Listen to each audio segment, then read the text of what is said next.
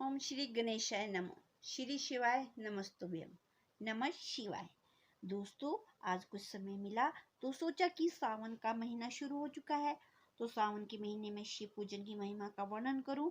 इस बार सावन का महीना 4 जुलाई से शुरू हो चुका है और 31 अगस्त को खत्म होगा। यह महीना 69 दिन का होगा। इस बार शिव भक्तों का सावन 2 महीने तक मिलेगा। इतने लंबे सावन का योग 19 साल बाद बना है। सावन में अधिकतम मास के कारण इस बार 8 सोमवार होंगे। इस बार 2 सावन की शिवरात्रि, 4 प्रदोष व्रत और 9 मंगला गौरी व्रत होंगे। सावन का पहला सोमवार 10 जुलाई को होगा, दूसरा सोमवार 17 जुलाई को होगा और अधिक मास की शुरुआत 18 जुलाई से होगी। ऐसे में सावन अधिक मास का पहला सोमवार 24 जुलाई को है। सावन के अधिक मास का दूसरा सोमवार 31 जुलाई को है।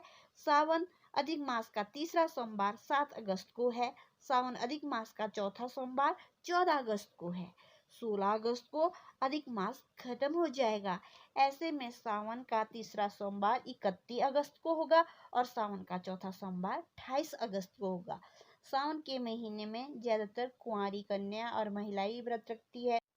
सबसे अच्छा तो यही है कि अधिक मास में 4 व्रत भी अवश्य करने चाहिए, क्योंकि महीना जो बढ़ रहा है वो सावन का ही महीना है और सावन के महीने में ही अधिक मास लग रहा है। यदि आप पूरे व्रत करने में समर्थ नहीं है तो 2 सावन के शुरू के व्रत और 2 अंतिम सावन के व्रत अवश्य रखें। यदि आपकी भगवान शंकर में अपार श्रद्धा है तो आप पूरे सावन के सोमवार का उपवास अवश्य रखें।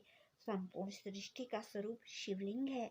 शिवलिंग की पूजा का बहुत महत्व है और शिवलिंग उपासना शिव पूजा में सबसे महत्वपूर्ण है। शिव की साकार मूर्ति आपको मंदिरों में बहुत कम मिलेगी। कण कण में शिव है। संपूर्ण ब्रह्मांड शिवमय है। द्वापर में पारे और चांदी से शिवलिंग की पूजा होती थी, तो कलयुग में मिट्टी के पार्थिव शिवलिंग की पूजा की महिमा है। इसको पूजा करने से समस्त मनोकामना की प्राप्त होती है। और ये सावन का समापन 31 अगस्त को होगा। घर में स्थापित शिवलिंग 3 इंच से बड़ा नहीं होना चाहिए। ये अंगूठी से बड़ा नहीं होना चाहिए। यदि आप सुबह और शाम 2 टाइम शिवलिंग की पूजा कर सकते हैं तो तभी घर पर शिवलिंग की स्थापना करें। इसकी स्थापना कभी भी अंधेरे कमरे या फिर बंद कमरे में नहीं करनी चाहिए। शास्त्रों में घर में 2 शिवलिंग रखने का विधान नहीं बताया है। और शिवलिंग का पूजन करने से पहले माँ पार्वती का पूजन अवश्य कर लीजिए। शिव में जो ई की मात्रा है वही शक्ति है, नहीं तो वह शव है। और उबला हुआ दूध शिवलिंग पर ना चढ़ाए, गाय का दूध ही चढ़ाना चाहिए। सोमवार को भगवान भोले को प्रसन्न करने के लिए शिवलिंग पर भस्म जरूर लगाए, जिसको भी हम विभूति भी कहते हैं। शिव बहुत प्रसन्न होते हैं। और श्वेत अक्षत यानी चावल के 108 साबुत दाने आप पहले ही गिन कर रखें और शिवलिंग पर श्री शिवाय नमस्तुभ्यम का जाप करते हुए चढ़ाए। शिवलिंग पर चढ़ा हुआ प्रसाद चंडेश्वर का भाग होता है और उसे खाना नहीं चाहिए। यदि नर्मदेश्वर शिवलिंग है उसे का प्रसाद आप खा सकते हैं और उसे आप ग्रहण भी कर सकते हैं।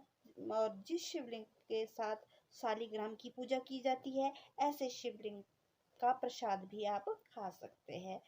और आप शिवलिंग पर अर्पित पुष्प जल को पीपल या तुलसी के पेड़ में मत डालें। शिवलिंग पर जलीय पदार्थ अर्पित करते समय उसकी धारा बनाकर अर्पित करें। श्रृंगी से जल दूध की धारा अर्पित करनी चाहिए। कुछ भी ठोस चीज जब आप शिवलिंग पर चढ़ा रहे हैं तो जल अवश्य अर्पित करें। शिवलिंग की नहीं बल्कि शिव मंदिर की भी आधी परिक्रमा ही करनी चाहिए। शिवलिंग पर धतूरा, सफेद कमल, सफेद कनेर, चमेली, मंदार, सफेद नागचंपा, नागकेसर, रजनीगंधार, जूही, मोगरा और कोई भी सफेद रंग का पुष्प अवश्य चढ़ाए। शमी की पत्तियां मिल जाए तो 10 और सफेद फूल इसे चढ़ाने से मनोकामना पूर्ण होती है। शिव की पूजा में केतकी केवड़े का फूल नहीं चढ़ता, ना इसकी अगरबत्ती चढ़ती है। शिव पूजन में तुलसी भी अर्पित नहीं की जाती है। और शिवलिंग की पूजा का बहुत महत्व है। मूल में ब्रह्मा है, मध्य में विष्णु है और ऊपरी भाग में शिव विराजमान रहते हैं। लिंग की वेदी पार्वती है। जो लिंग की वेदी की पूजा करता है उसे शिव और पार्वती की पूजन का लाभ मिलता है। सृष्टि से पहले और बाद में भी शिव की सत्ता विराजमान रहती है। हर युग में अलग अलग धातुओं से बने शिवलिंग की पूजा होती है। आप इसको इस तरह से अपने मन में प्रार्थना करें। हे भगवान शिव, मेरी जो आत्मा है वह आप है, मेरी जो बुद्धि है वह पार्वती है। और नंदीगण मेरे शरीर में प्रवेश करने वाली प्राणवायु है और मेरा शरीर आपके निवास करने का सुंदर घर है। और जब मैं स्नान करती हूँ, पुष्प चढ़ाती हूँ, भोग लगाती हूँ, जब मैं सोती हूँ तो ये आपकी समाधि अवस्था है। जब मैं चलती हूँ आपकी गोल गोल परिक्रमा करती रहती हूँ। और चाहे मैं किसी भाषा में बोलती हूँ वह आपके लिए मैं स्रोत के रूप में समर्पित करती हूँ। जो भी कर्म मेरे जाने अनजाने में किया जाता है वह आपकी आराधना का ही अंश है। कान के द्वारा या आंखों के द्वारा, मन के द्वारा, जो भी मेरे द्वारा किसी तरह के मुझसे भूल हो रही है, मेरी गलतियों को क्षमा करें। इस तरह की आपको प्रार्थना करनी है मन में और हर हर महादेव करके समाप्त करना है। तो दोस्तों, आज के लिए सावन स्पेशल में इतना ही। उम्मीद है आपकी सावन पूजा मंगलमय रहेगी। समय मिलने पर मैं आपके लिए और भी वीडियो लाऊंगी। अधिक जानकारी के लिए चैनल के साथ बने रहें। धन्यवाद।